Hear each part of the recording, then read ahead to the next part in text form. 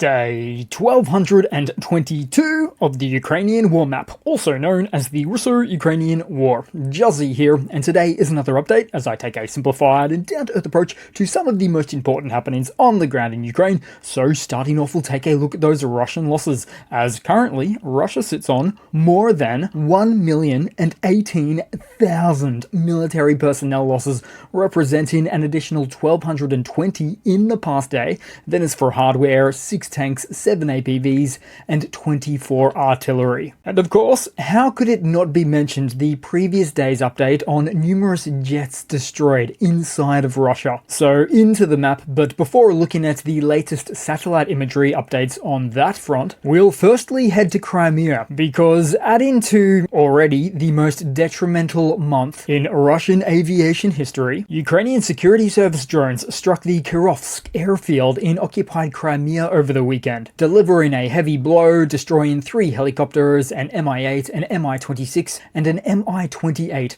alongside a Pantsir S-1, presumably located there as part of air defense protection, but never missing out on an opportunity to get caught with its Pantsir down. This operation also triggered secondary explosions, with indications of further damage to an ammunition depot and other military equipment on site. NASA firms satellite imagery confirms extensive fires at the facility, persisting for hours after the attack. Then headed up the map into Russia, because if that wasn't enough for June, as coming into the weekend, Ukrainian forces executed another deep precision drone strike, this time on Russia's Marinovka military airfield in the Volgograd region, aka Stalingrad. The joint operation by Ukraine's security service and special operations forces was initially said to destroy 2 Russian Su-34 jets, with 2 more reportedly damaged significantly, although the remaining 2 jets were later upgraded to a write-off status. Now, due to poorer weather, there was delayed satellite imagery earlier in the weekend, giving airfield personnel a chance to slowly evacuate most of the debris. Sentinel-1 imagery shows jets were present before the strike, but as for optical satellite imagery, the burn blast scorch marks can be seen encompassing a wide section on the airfield, and at a price of $50 million USD per Su-34, that adds up to Moscovia losing up to $200 million worth of planes in a single strike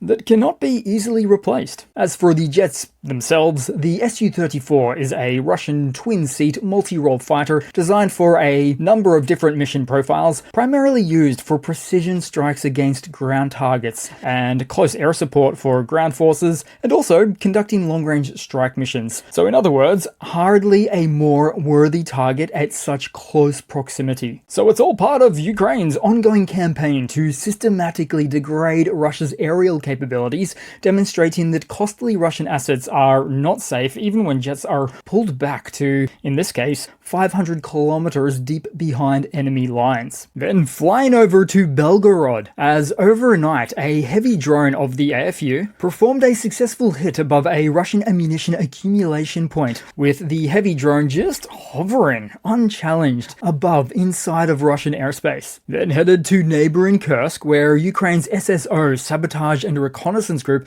eliminated Russian occupiers in the rear in the Kursk-Sumy direction, also taking 1 soldier prisoner. Then as for the Sumy front, which looks to be more stable at present, sources define the situation of Russian comms that are full of complaints, with their guys across the border expressed as having become completely exhausted.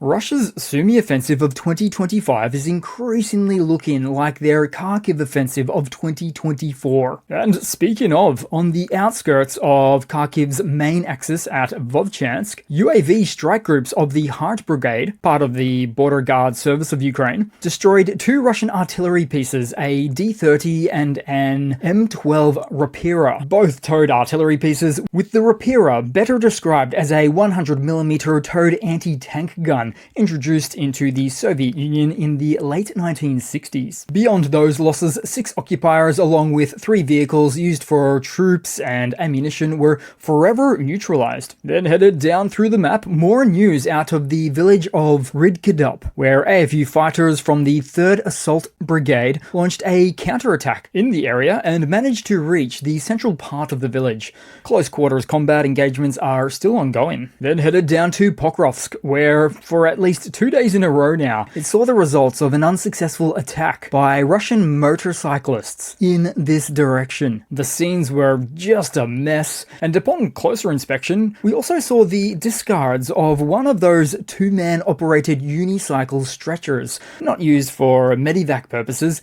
but rather for transporting ammunition for use against Ukrainian defenders, and required so as their army lacks enough vehicle transportation. Simple as that, leading to this incredibly World War I-like atmosphere. Then headed further south on the map with a Soviet-era TEM-2 locomotive spotted in Mariupol, coming out of the 1960s as well. You might be starting to sense a theme overall here, and reactivated due to the urgency of maintaining supply lines, or in this case, setting up of the rail supply lines, which outweighs the desire for modern equipment. As such, Russia is doubling down on rail logistics from east to west on this southern part of the map, but such a hauling locomotive like this one will likely at some point become a big red target, especially given the main east-west railway line is, at certain points, as little as 25 kilometers or 15 miles from the front contact point lines, putting Russia's wartime rail in the occupied region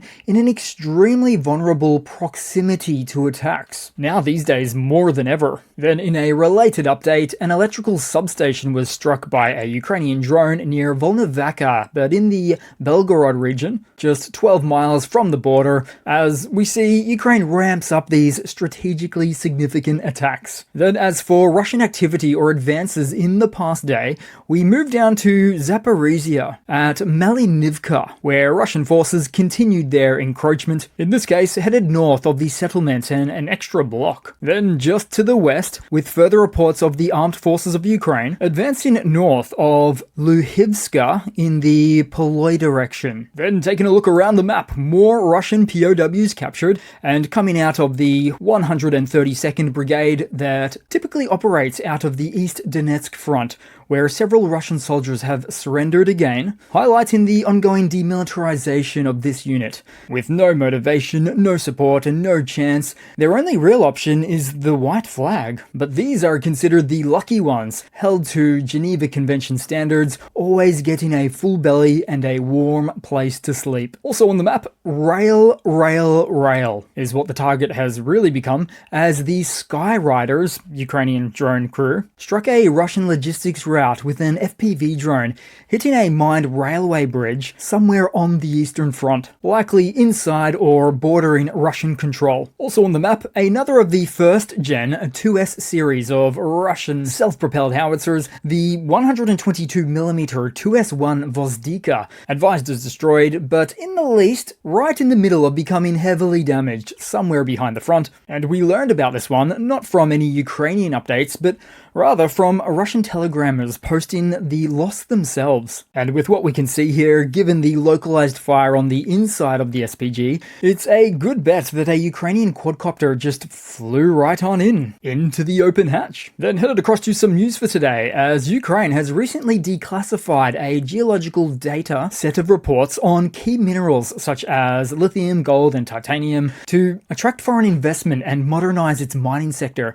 This move is part of a broader strategy to revamp the country's underdeveloped mineral industry, as per Environment Minister Renchuk. Now, in collaboration with the European Bank for Reconstruction and Development, Ukraine has initiated a multi-year project to digitize up to 60,000 geological reports, making data available on 125 critical raw mineral deposits, accessible through an interactive online map. This digital transformation aims to improve transparency and facilitate international tenders and auctions. At current evaluations, Ukraine's critical mineral reserves are estimated to be worth somewhere between 15 trillion and 26 trillion US dollars. These reserves include substantial deposits of all 17 rare earth elements, which are vital for green technologies, defense, and high-tech industries, thereby positioning the country as one of the most resource-rich nations in Europe. So these initiatives are expected to enhance Ukraine's role in supplying critical minerals is essential for for industry, while also contributing to the country's economic recovery and alignment with European Union standards. So if you want to fight for rare earth mineral security and democracy, then you can do it all in Ukraine. Then to some Ukrainian hardware news. The first batch of Australian donated M1A1 Abrams main battle tanks for Ukraine have arrived in Poland and should be crossing the Ukrainian border in a matter of days. These Abrams are what's referred to as AIM or AIM tanks, which stands for Abrams Integrated Management, being a comprehensive upgrade and refurbishment program for older M1A1s, where the AIM process takes older tanks, completely disassembles them, then rebuilds them, adding modern upgrades in the process to bring them up to current standards. In total, Ukraine will receive 49 M1A1s from Australia.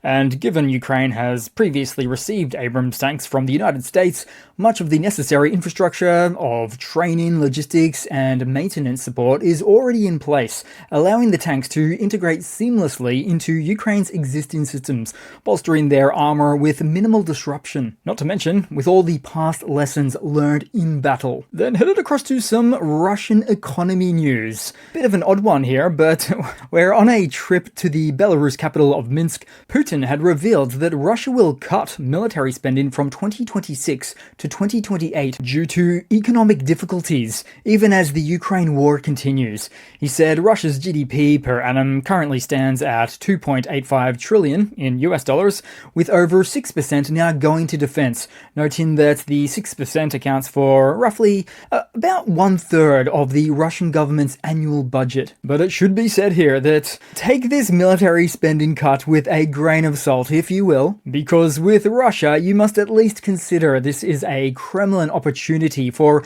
a misdirection psyop after seeing Europe and NATO largely update their own spending targets, aiming for long-term increases, not decreases. But even then, it's still tricky to read the situation because at the same time, it's difficult to ignore all of those Russian economic metrics such as high inflation, Russia's dwindling national wealth fund, and the increase in debt that it's taking on. So a development of this magnitude, if accurate, would indicate that even the State Duma government is feeling the pressure, which could then ultimately impact Russia's ability to sustain a prolonged war, attempting to balance the budget back at home to something mildly representative of a sustainable long-term economy. Not likely though. Then in a super quick funny to round off the video today, where this one is a case of Russian soldiers who can't seem to share the road. A combat biker pulled off a spectacular stunt, flying straight off his bike and landing backside first inside his comrade's vehicle. But the split second before the bike versus buggy clash is what's most strange, because look at the rider, who appears to be completely unfazed moments before impact. I don't know, maybe it's the bathtub Russian vodka taking effect. So that's it for today, guys. Thanks again for watching. Please continue to like, comment, subscribe, and I do hope to see all of you guys there in the next one. Cheers.